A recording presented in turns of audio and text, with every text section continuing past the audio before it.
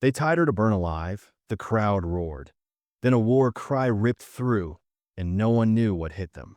The firewood was heaped beneath her feet, dry pine and brittle twigs packed tight around the weathered pole, ready to swallow her in a quick, blazing roar. Norah Flint's wrists stung, rubbed raw and bloody by ropes, so tight her pulse hammered at her fingertips, each beat a countdown. Her mouth was thick with blood, her cheeks swollen and bruised, a dark purple bloom from Silas Boone's fist on the jolting ride into town. The townsfolk had stormed her home at dawn, dragging her from her bed, barefoot in her thin nightdress, through the cold dirt. Now the sun blazed high, scorching her scalp, sweat beading and dripping in her eyes, stinging sharp. Her back was slick, but the fear inside her had hardened into something cold, something that wouldn't bend. Her knees trembled under her weight. If she forced them still, she'd never give them the satisfaction of seeing her crumble. A circle of dusty boots and hateful stares pressed in around her. Men stood stiff, jaws locked tight with fury. Women gripped rosaries, their whispered prayers dripping with venom. Even the children watched, their eyes hollow and strange, like they waited for some dark marvel to unfold. Someone had grabbed her tangled hair, yanking it into a rough braid, not out of kindness, but to keep it from catching fire too soon. That was their way, practical, even in their cruelty.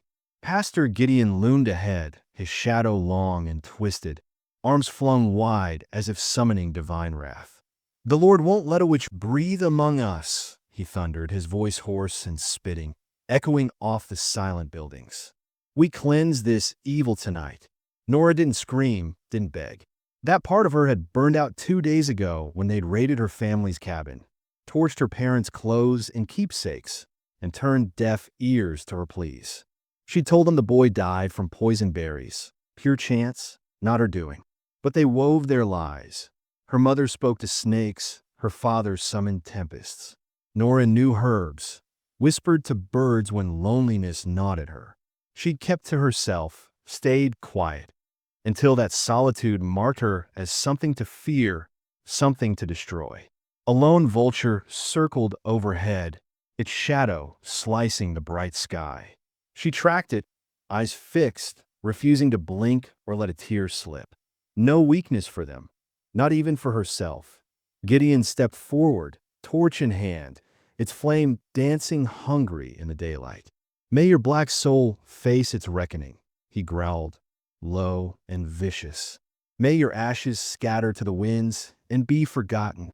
He spun to the crowd, craving their cheers, their bloodlust. Some barked him in, fists raised. Others stood silent, faces carved from stone.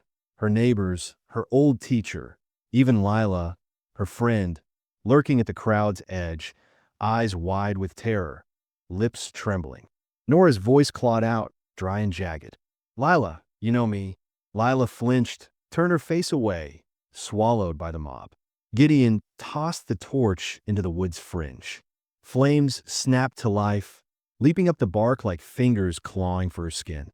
Heat seared her bare feet, smoke twisting into her lungs, choking her breath. The world shrank to fire and dread. But then, what was that? A distant rumble, faint at first, growing louder. Was it her mind breaking, or was something real? A sound shattered the air, sharp, wild, a war cry so fierce it seemed to crack the sky itself. Hooves pounded, men shouted, a chaos erupting from nowhere. The crowd spun, stunned, some stumbled back, others scrabbled for rifles, hands shaking, too late. The Comanche descended like a wildfire from the hills, a blur of painted bodies, arrows slicing through the haze, horses thundering the earth into dust. One settler didn't even clear his holster before a spear drove him into the church wall, pinning him like a broken doll, blood pooling fast. Women shrieked, fleeing in all directions.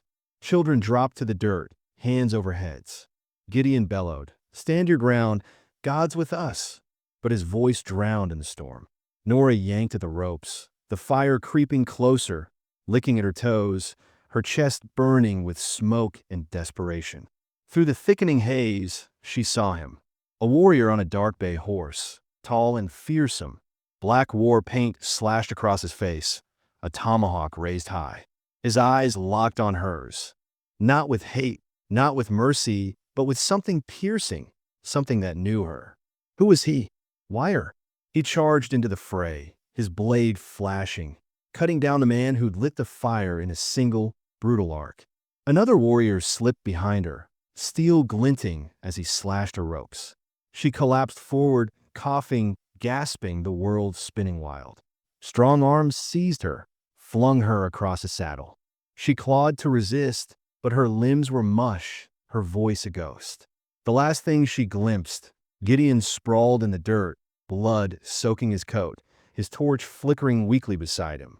Darkness crashed over her. What had she fallen into? She woke to unfamiliar sounds, low drums pulsing like a heartbeat, murmurs in a tongue she couldn't grasp, the soft chime of beads swaying somewhere near. She lay on something soft, maybe animal hide, inside a rough tent stitched with hides. Her body throbbed, her throat scratched raw. But she was alive. For how long? Norah tried to sit, her arms buckling under her. A shadow shifted in the corner. A woman's voice, calm but firm, spoke words she didn't know. A hand eased her back down, gentle but unyielding. She squinted into the dimness. A woman, maybe 30, dark hair in tight braids, a painted crescent glowing faintly on her cheek in the lantern light. The woman pressed a cool, damp cloth to Norah's forehead, her touch steady but her eyes unreadable. Norah drifted again, questions swirling. Where was she? What do they want? Later, she stirred awake, sat up slow. The pain had dulled, but her mind raced. Outside, the sun dipped low, casting the plains in a golden wash. Children's laughter floated in, the scent of roasting meat curling through the air. The warrior who'd save her stood just beyond the tent flap, speaking to men, warriors, their postures hard and alert. He looked tense, his shoulders tight, his voice clipped. Why'd he risk it? Comanche hated settlers. Her town had shot at their riders just weeks back, left bodies in the dust. Was she a trophy? A bargaining chip? He turned, his gaze catching hers through the gap, sharp and searching. Did he see something she couldn't? She looked away quick, heart thudding. An older man stepped into the tent, robes heavy with beads, necklaces rattling, maybe a medicine man. He knelt, prodded her bruises with calloused fingers, muttered to the woman in low tones, then grunted like she'd do. He left without a glance. Why were they tending her? No chains, no threats. Yet the air felt thick with something unspoken. That night, Norah sat near a small fire at the camp's edge, the flames casting jittery shadows. The woman, Ember Wind, she'd later learn, offered her a chunk of food. Deer meat, spiced with something earthy and sharp. Norah ate slow, torn between hunger and suspicion, the warmth settling uneasily in her gut. The warrior sat across from her, his silence heavy, his eyes flickering in the firelight. Then he spoke, voice low. You're not dead. She nodded once. No, you should be. Your people wanted you to burn. She met his stare, old loyalties crumbling. They were never my people. He tilted his head, studying her like she was a puzzle with missing pieces. You got allies. She blinked. That good. He shrugged slow. I'll see what others don't. Makes them feared. She knew that weight too well, being seen as other, as wrong. She glanced around. Kids darting between tents, women sewing hides, warriors sharpening blades under a sky drenched in stars, wide and endless. Nothing like the narrow, spiteful streets she'd fled. Why'd you save me? She asked, barely a whisper. He leaned closer, the fire popping between them. Fire's dangerous. Sometimes we take it. Bend it to us. Bend her to what? His words hung there, a riddle she couldn't crack. Sleep eluded her that night. She lay stiff, waiting for the crackle of flames, the bite of ropes to yank her back to the stake. But morning crept in. She was still here, still breathing. Something flickered inside her. Not hope exactly, but something raw, something with teeth. She wasn't ash yet. She had fight left to claw out. The sun rose slow, a glowing ember painting the Comanche camp in golden heat. Norah sat alone beyond the tents, knees pulled tight, watching smoke spiral from cook fires, hearing voices weave in a language she couldn't touch. Her body ached. Ropes ghosts, bruises echoes, but pain was cleaner than fear, easier to hold. They hadn't hurt her, hadn't struck, why not? Back home, stories painted Comanche as monsters, scalp takers, shadow killers. Yet here she was, no bars, no binds, just eyes tracking her like a bird with a broken wing. Would they mend it or snap it clean off? Ember Wind approached with a bowl, warm, smoky, rich with meat and roots dug from the earth. Norah took it, spooned it slow, the heat sinking into her hollow stomach, a comfort she didn't trust but couldn't refuse. "You eat like a ghost," Ember Wind said, her English halting, rough-edged. "I feel like one," Norah croaked, her voice scratched but growing solid. Ember Wind crouched beside her, dark eyes piercing, unreadable. Not afraid, Norah paused, tasting the question. Was back there. Not now. Should I be?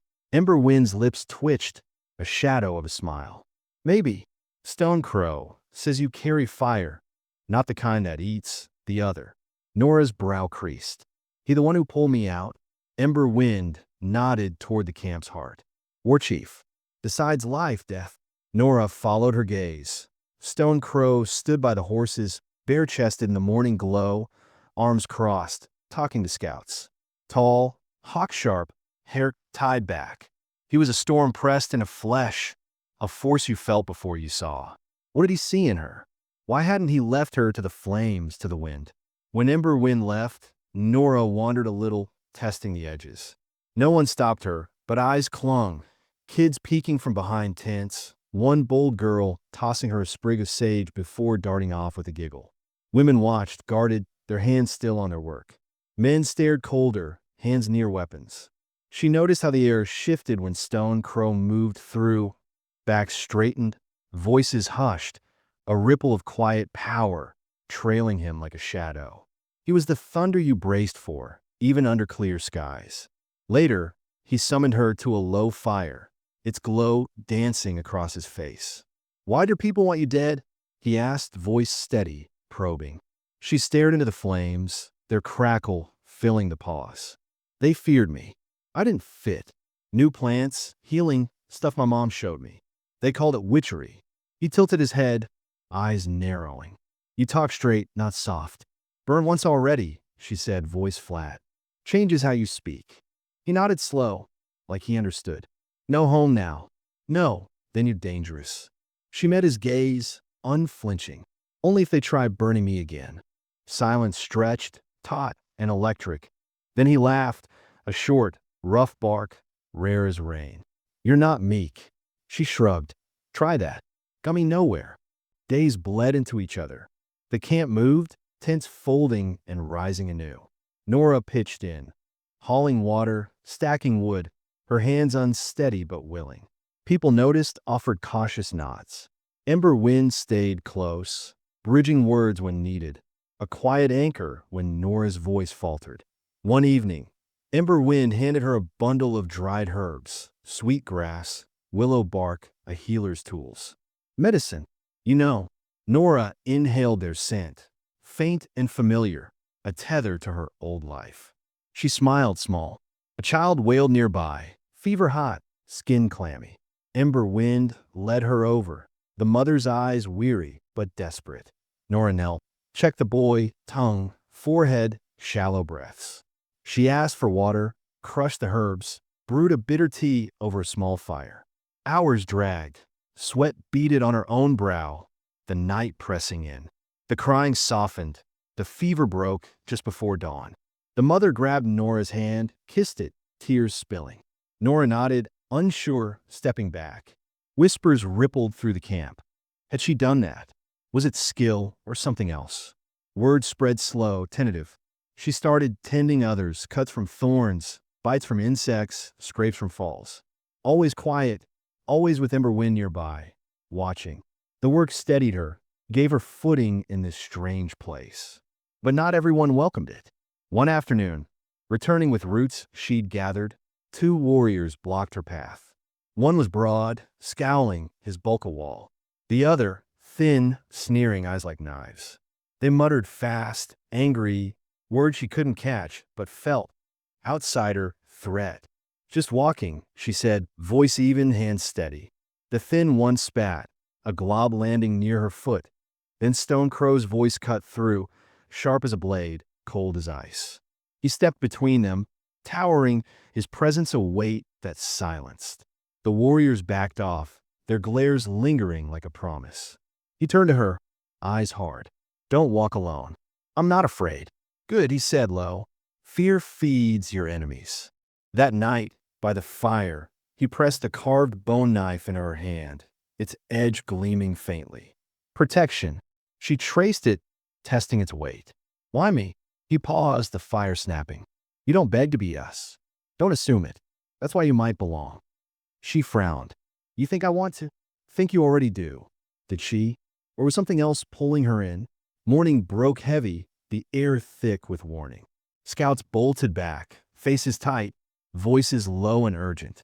War loomed, a shadow creeping closer. Stone Crow gathered his circle by the central fire.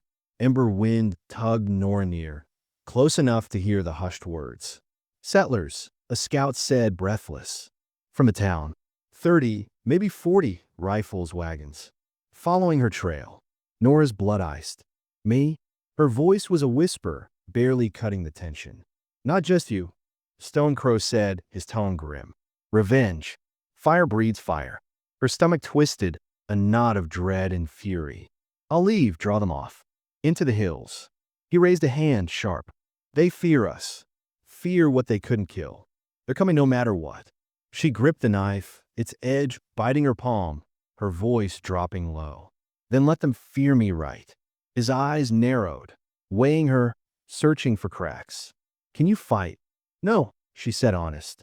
But I survive. Something passed between them. Not warmth, not trust, but a thread of steel tying them in that moment. She wasn't prey anymore. But what was she stepping into? The air turned sharp that morning, metallic, like the sky itself held its breath, waiting for blood. Norah stood at the camp's edge, bone knife clutched tight, her hair braided snug against her skull.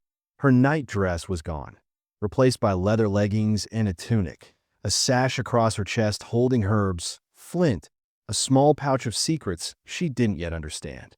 Her boots were scuffed, dusty from hours of drills with Ember Wind and the younger women learning to move, to hide, to strike.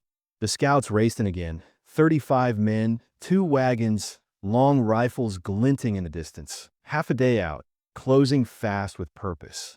Warriors prepared in silence, horses saddled, arrows dipped in oil, spears checked, blades honed to a whisper. Children went still, their games forgotten, eyes wide and darting. Women moved with quiet resolve, some packing to flee, others readying to stand. Norah joined Stone Crow at the camp's heart, the air buzzing around them. His face was carved stone, but his eyes flickered, not with fear for himself, but for his people. You can still run, he said, not looking at her. She shook her head, firm. They're after me too. He turned then, really looked, saw something solid where a ghost once flickered. Then stand with us. Already am. But could she hold her ground when the storm hit? They set their trap in a narrow valley below a jagged ridge, scrub trees and boulders offering shadow and cover. Stone Crow's plan was lean, ruthless. Slow the wagons with hidden stakes, split the riders with arrows, strike hard, then melt away before the settlers could rally. No grandstand, just a lesson carved in blood. They wouldn't be hunted again. Norah crouched with Ember Wind and 2 others behind a massive boulder on the eastern slope, a bow in her hands. Unfamiliar, its string taut against her fingers. Ember Wind had drilled her. Aim, breathe, release. She'd hit the mark 4 times out of 10, shaky, but it'd have to do. The sun climbed higher, thinning the air with heat. Hooves rumbled in the distance. Wagon wheels creaked. A settler's voice barked orders. Closer now, too close. Her pulse thudded in her ears. Would they spot the trap? An eagle cry split the silence. Stone Crow's signal. Everything snapped alive. Arrows flew like furious wasps, cutting the wind. Settlers shouted, Rifles cracked, smoke rose in choking plumes. A rider hit the dirt hard, didn't rise. Norah ducked behind a rock, her heart slamming against her ribs, breath short. Ember Wind loosed an arrow, her face fierce, unyielding. Norah peeked out. A settler aimed at a young Comanche scout scrambling for cover. Her fingers fumbled the bow. Trembling, she shot, missed. He turned, his rifle swinging toward her. A shot rang out, stones splintering inches from her face. Ember Wind yanked her down, voice sharp. Breathe. Try again. I can't. You can, or you're dead. Norah steadied herself, forcing air into her lungs. Not for calm, for focus. Another settler broke from the pack, charging fast, broad hat, a long scar down his cheek. Buck Tanner, the blacksmith who'd knotted the ropes around her wrists, his hands rough and grinning as he'd pulled them tight.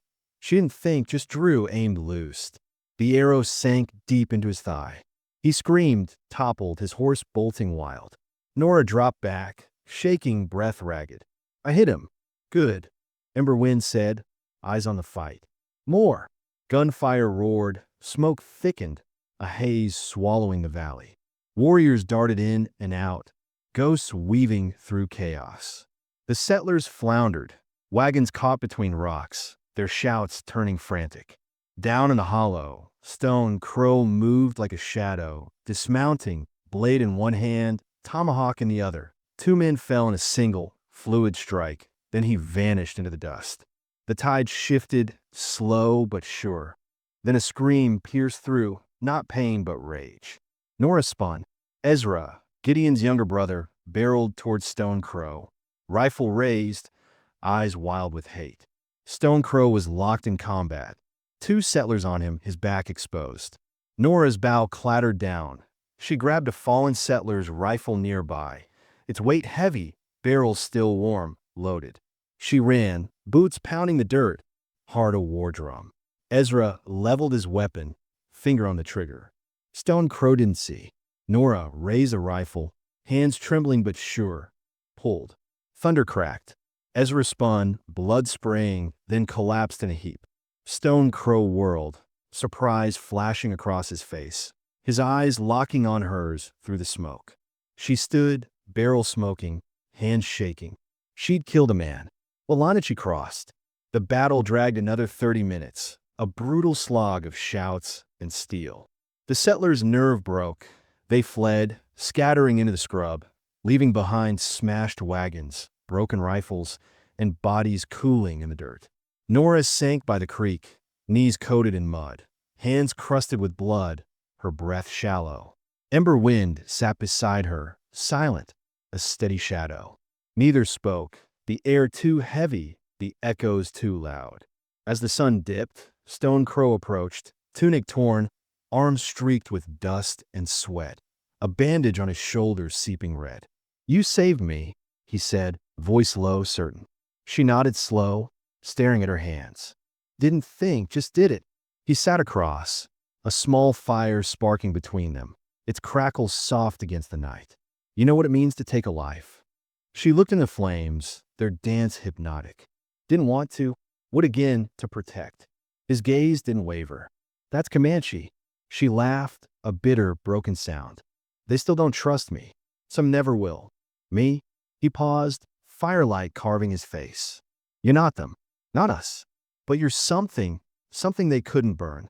What was that something, and what would it cost her? That night, under a slivered moon hanging low and pale, a lone rider crept toward the camp's edge, his silhouette a smudge against the dark, moving slow, cautious, like he knew he was stepping into danger. His horse's hooves barely whispered on the dry grass, but Norah spotted him first, her instincts flaring sharp, a prickle running up her spine. Something wasn't right. She signaled two scouts with a quick tilt of her head, and they fanned out, shadows slipping through the night, intercepting him before he could cross the invisible line into camp. He slid from his horse, clumsy and rushed, hands shooting up high, a tattered scrap of cloth flapping in one fist, surrender, or so he wanted them to think. His voice quaked, breaking the stillness. Please, I'm not here to fight. Young, no older than 20. His face was a mess. A deep gash slashed across his cheek, still weeping red, such streaking his pale skin like war paint gone wrong. One of the town's own. She'd seen that hollow look before in the crowd that cheered her death. Norah stepped forward, her shadow stretching long in the faint moonlight, knife snug at her belt, tomahawk slung across her back, its weight a steady promise. The scouts flanked her, hands near their blades, eyes cold and waiting. "Why were you here?" she asked, her voice low, cutting through the night like a honed edge. He stammered, words tripping over themselves. "I ran. After the battle. Couldn't stay. Didn't believe them. About you, about what they wanted to do." His eyes darted, wild, like a trapped animal's. Her gaze narrowed, cold as the wind brushing her skin. "But you came with them, rifles and all. Rode with the men who shot at us." He shook his head fast, too fast, hands trembling as they stayed raised. "I didn't shoot. I swear it. Never pulled a trigger." His voice cracked, pleading, but there was a twitch in his jaw, a flicker she couldn't place. Was it fear or a lie slipping through? "Why now?" she pressed, stepping closer, her boots crunching soft on the earth. He glanced over his shoulder, quick and sharp, like he expected something or someone to loom out of the dark behind him. "The town's breaking," he said, voice dropping to a whisper, as if the words might summon trouble. "It's chaos. Some say we should finish you, hunt you down, wipe you out. Others, they're packing up, running, scared of what you'll do next." His eyes flicked to hers, then away, too nervous to hold steady. Old embers flared in her chest, rage she'd buried under layers of survival sparking hot. "What do they think I'll do?" she asked, her tone flat but loaded, daring him to say it. He swallowed hard, Adam's apple bobbing, his breath puffing white in the chill air. "Come back," he murmured, barely audible, like a confession he didn't want to own. "Burn it all down. Make Gideon pay for what he started, him and the rest." The words hung there, heavy, painting a picture of fire and ruin she hadn't even dreamed yet. But could she? She tilted her head, studying him, the way his hands shook, the way he wouldn't meet her eyes for long. "And you?" she said, voice ablade now, slicing through his stammering silence. He hesitated, lips parting then closing, a bead of sweat rolling down his temple despite the cold. I had to see," he finally choked out. "If you survived, if they couldn't kill you. Had to know if the stories were true." Stories? What had they spun about her now? Which ghost? Something worse. She stared, unblinking, letting the weight of her gaze pin him where he stood. "They didn't even come close," she said, each word deliberate, sharp enough to cut. His shoulders sagged, like her survival was a blow he hadn't braced for. She turned away, leaving him trembling in the dust, his horse snorting softly behind him. The scouts stayed put, hands still near their weapons, their eyes flicking between her and the rider, ready for a nod, her signal. She didn't give it. Not yet. Stone Crow watched from a distance, his silhouette carved against the faint glow of the camp's fires, a question mark in the dark. He didn't move, didn't call out, but she felt his stare, steady, searching, asking what she couldn't answer. The rider didn't follow, didn't dare step closer, but he lingered there, a ragged shape against the night, his breath uneven, his hands still half raised. What had he left unsaid? Was he a scout, a deserter, or something else, sent to sniff out their strength, their plans? The wind shifted, carrying the faint scent of smoke from the camp, and something sharper, iron, maybe blood, clinging to him. Had he fought after all, despite his pleas? Her fingers brushed the knife at her belt, a reflex as she walked back toward the tents. She didn't look back, but her ears stayed sharp, waiting for the sound of hooves retreating or advancing. The night pressed heavier now, the stars dimming behind thin clouds, as if hiding what might come. A rustle stirred the brush nearby, wind or something alive. Her grip tightened on the knife's handle, her pulse quickening, senses straining against the dark. Whatever he'd brought with him, it wasn't finished. She'd meet it when it came. Shadows stretched longer, curling like fingers across the plains. The air grew taut, a bowstring pulled tight, ready to snap. She tasted dust on her tongue, sharp and bitter, a reminder of what she'd survived. This wasn't peace, it was the calm before the next fire. The camp was restless that night, a hum of unease beneath the usual sounds, crackling fires, the low murmur of voices, the occasional cry of a child quickly hushed. Norah sat near the edge, alone, the owl talisman cool against her chest, the tomahawk a solid weight at her side. She replayed the rider's words, his twitching fear, the way he'd glanced into the dark like it might swallow him or spit something out. What was breaking in that town? Anger or terror? And why had he come alone, under moonlight, with no gun she could see?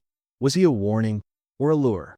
Stone Crow passed by once, his steps silent, his bandage stark white against his skin in the dim light. He didn't stop, didn't speak, but his presence lingered, a reminder of the burden she now carried. She didn't sleep much, her eyes tracing the horizon where the rider had come from, where shadows moved too soft to trust. Something was out there, something he hadn't named. Morning dawned quiet, gray and heavy, the camp stirring like shadows cast long and thin.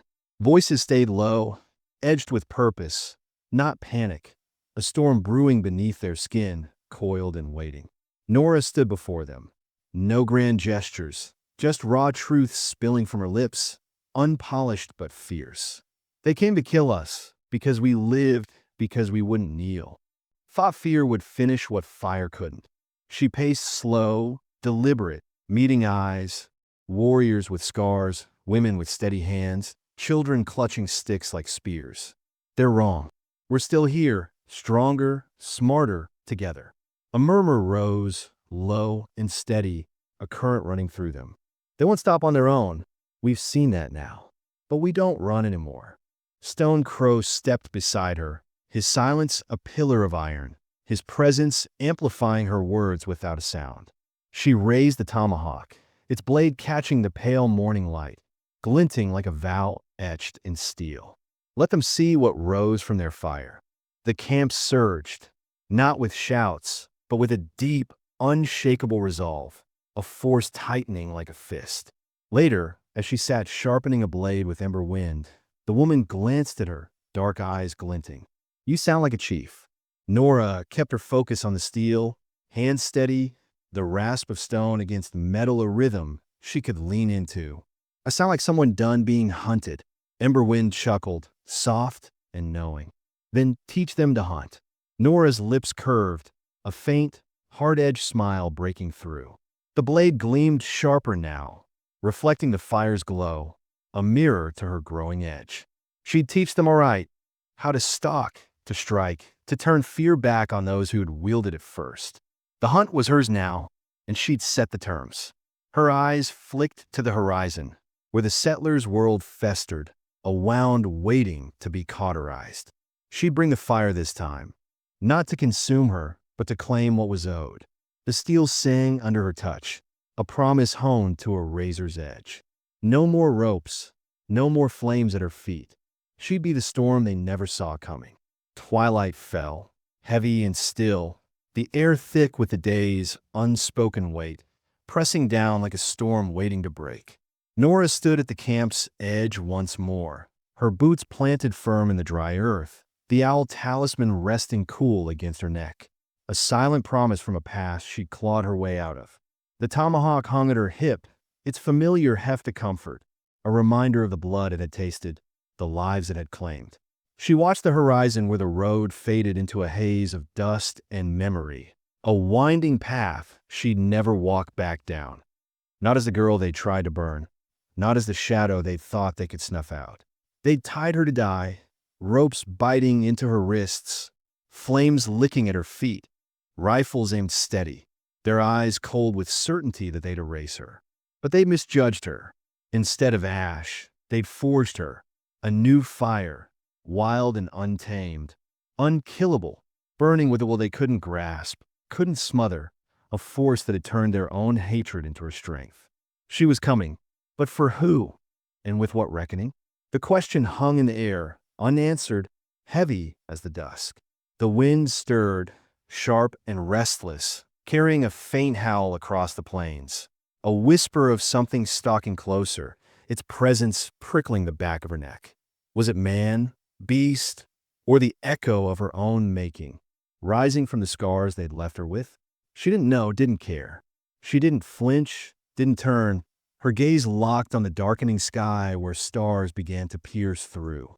Whatever it was, she'd meet it standing, eyes wide open, hands steady, ready to strike, ready to endure. The talisman shifted against her skin. The tomahawk gleamed faintly in the last light, and a quiet resolve settled in her bones. They'd made her this way, and now they'd face what they'd created.